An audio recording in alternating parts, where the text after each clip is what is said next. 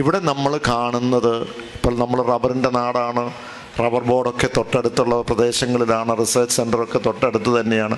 റബ്ബറിനെ പറ്റി നമ്മൾ സംസാരിക്കും, അതിൻ്റെ വില കൂട്ടണമെന്ന് പറയും. ഏറ്റവും കൂടുതൽ ഇതുമായി ബന്ധപ്പെട്ട് സമരങ്ങൾ നടത്തിയലും ഇടപെടലുകൾ നടത്തിയലും ഞാൻ ഇവിടെ തന്നെ നിരാഹാരം ഒരു 7 ദിവസം ഇവിടെ കിടന്നിട്ടുണ്ട്, അന്ന് BJP ഭരിക്കുമ്പോൾ. അപ്പോൾ ഇതെല്ലാം നടത്തിയിട്ടുണ്ട്. പക്ഷെ ഒരു കാര്യം, റബ്ബറിന് വില നമുക്കറിയാം, ഇപ്പം 150 എന്നുള്ള 170 ആക്കി 80 ആക്കി 200 രൂപ ആക്കി തറവില നമ്മൾ സപ്പോർട്ട് ചെയ്ത് കൊടുക്കുന്നുണ്ട്. പക്ഷെ അതുകൊണ്ട് ആകുന്നില്ല, കൂടുതലും കൊടുക്കേണ്ട ഒരു സാമ്പത്തിക ബുദ്ധിമുട്ടുമുണ്ട്. പക്ഷെ 1 മിനിറ്റ് മതി കേന്ദ്ര സർക്കാരിന് റബ്ബറിൻ്റെ വില ഉയർത്തുവാനായിട്ട്. അവരുടെ നയത്തിനെ ആശ്രയിച്ചാണ്, അവരുടെ പോളിസിയെ ആശ്രയിച്ചാണ്. കേന്ദ്രത്തിൻ്റെ പോളിസി എന്ന് പറഞ്ഞാൽ ഇറക്കുമതി ചെയ്യുമ്പോൾ അതിൻ്റെ ഇമ്പോർട്ട് ഡ്യൂട്ടി കൂട്ടിയാൽ ഇറക്കുമതി കുറയും, ഇവിടുന്നുള്ള റബ്ബർ ഉപയോഗിക്കും.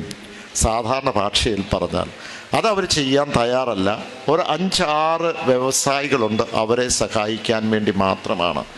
ഇന്നിപ്പോൾ ഈ റബ്ബർ ആക്ട് എന്ന് പറയുന്നത് നമുക്ക് സ്വാതന്ത്ര്യം കിട്ടിയപ്പോൾ ആദ്യമേ രൂപപ്പെടുത്തിയ റബ്ബർ ആക്ട്, ആ ബില്ല് അങ്ങനെ എത്രയോ 60-70 വർഷക്കാലം മുമ്പ് രൂപപ്പെടുത്തിയിട്ടുണ്ടെങ്കിൽ അത് ഏറ്റവും പ്രധാനമായ ഒരു സ്ട്രാറ്റജിക് ആയിട്ടുള്ള ഏറ്റവും പരമപ്രധാനമായ ഒരു പ്രോഡക്റ്റ് ആയതുകൊണ്ട്, ഒരു ഉൽപ്പന്നമായതുകൊണ്ട് തന്നെയാണ്. മിലിറ്ററി പോലും, സ്കൂൾ കുട്ടികൾ പോലും റബ്ബർ ഉപയോഗിക്കുന്നു എന്നുള്ളതാണ്. അതുകൊണ്ടാണ്.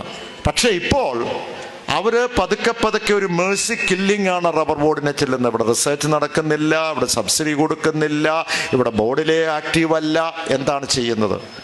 അവർ പതുക്കെ ഇതങ്ങ് ഷിഫ്റ്റ് ചെയ്യുക. എങ്ങോട്ടാണ്? പതുക്കെ മാറ്റിയെടുക്കുക, നോർത്ത് ഈസ്റ്റിലേക്ക് മാറ്റിയെടുക്കുകയാണ്.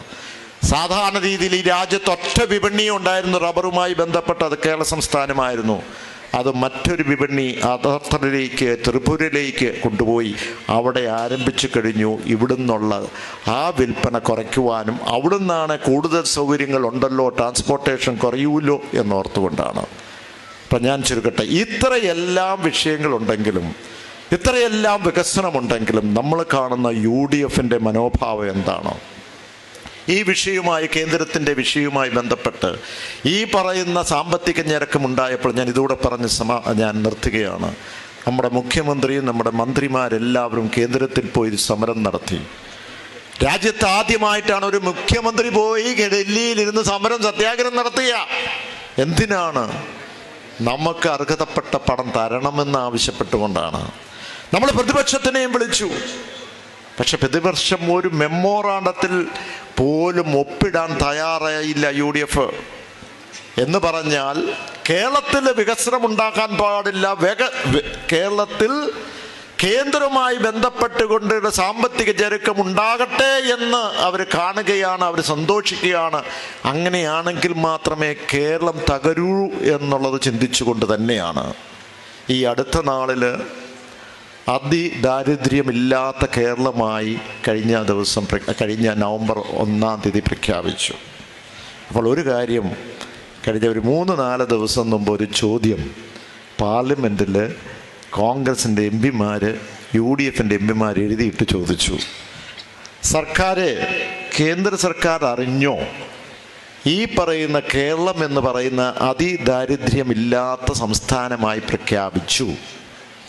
അങ്ങനെ പ്രഖ്യാപിച്ചു ഇല്ലയോ എന്നുള്ളത് നിങ്ങൾ അറിഞ്ഞോ? അവർ പറഞ്ഞു അറിഞ്ഞു. അങ്ങനെയാണെങ്കിൽ അവർക്ക് ദാരിദ്ര്യം കുറഞ്ഞല്ലോ. അവരുടെ റേഷൻ കാർഡിൽ എന്തെങ്കിലും മാറ്റം വന്നോ? എത്ര റേഷൻ കാർഡ് അങ്ങനെയാണെങ്കിൽ ഡിലീറ്റ് ചെയ്യുമോ? ചെയ്തോ? എത്ര നമ്പറുണ്ട് എന്ന് പറഞ്ഞാൽ കുറയ്ക്കുമോ എന്നത് അവർക്കറിയില്ലായിരുന്നു. കോൺഗ്രസ്സുകാർക്ക്.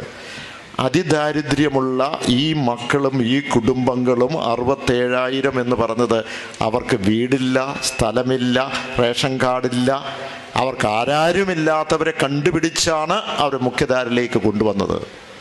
എന്തിനാ ചോദിച്ചത്? അതിൻ്റെ ബുദ്ധി ഇങ്ങനെ ഉണ്ടെങ്കിൽ ആ റേഷൻ കാർഡെങ്കിലും കട്ട് ചെയ്താൽ ഇവിടെയുള്ളവർക്കൊക്കെ ഒരു വിരോധം വരൂല്ലോ, അങ്ങനെയെങ്കിലും കേരളത്തിൻ്റെ വികസനം, ജനങ്ങളുടെ വികസനം തകർക്കാൻ കഴിയൂല്ലോ എന്നുള്ളതാണ്. മനസ്സിലായോ? എന്ന് പറഞ്ഞാൽ ആങ്ങളെ ചത്താലും കുഴപ്പമില്ല, നാത്തൂൻ്റെ കരച്ചിൽ കാണണം. ഇതാണ് UDF ചെയ്തുകൊണ്ടിരിക്കുന്നത്.